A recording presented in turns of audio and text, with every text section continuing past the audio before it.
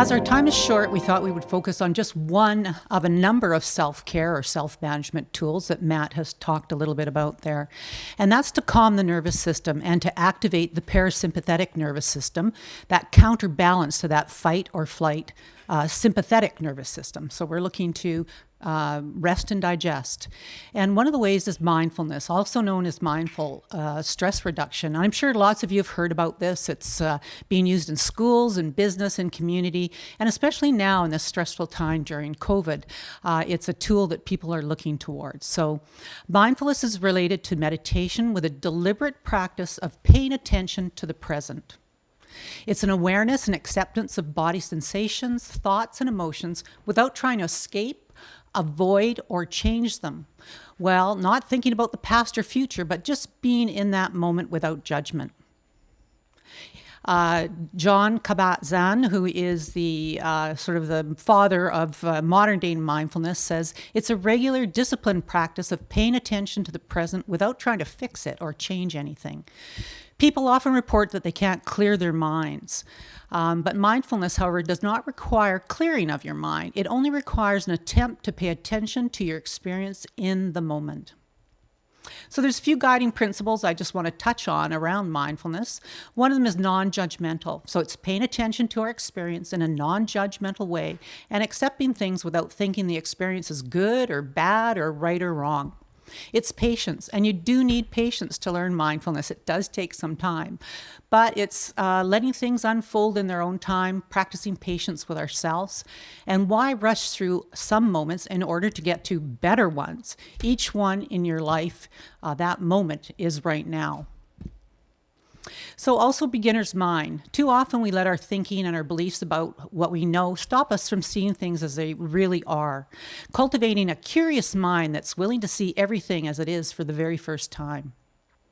Being receptive to new possibilities. And then trust, developing a basic trust in yourself and your feelings. Honor your feelings and then taking responsibility for yourself and your own well-being. So what are some of the benefits of mindfulness practice? Well, emerging benefits of mindfulness connected to pain through regular practice includes lowering stress, improving mood, it reduces anxiety, it improves regulations of emotion. It enhances the immune system, and again, that's from decreasing that sympathetic response and having that cortisol and adrenaline up high, pushing those stress reactions. It allows us to feel more in control of our pain experience by decreasing the intensity of pain and then increasing pain acceptance. And lastly, it also improves sleep quality. And as Matt mentioned, many people with persistent or chronic pain suffer from sleep interruption and difficulty sleeping. Sleep quality is a real issue.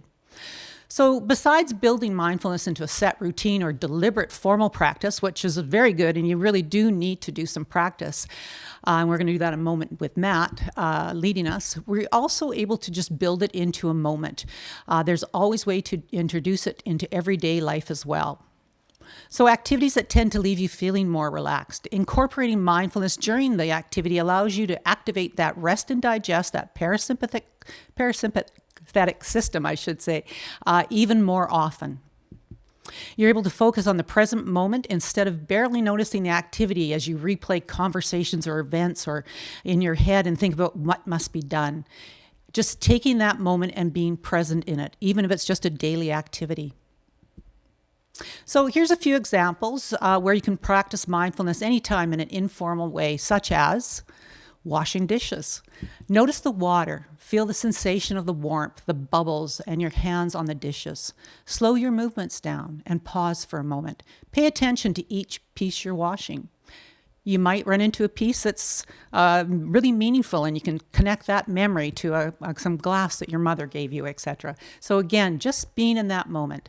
Probably one of the easiest ways is noticing nature, and that's so going out for a walk in your neighborhood, going for a walk in a park or on a path, and listening to the sounds of the birds, the frogs, and the leaves rustling in the trees as you walk by.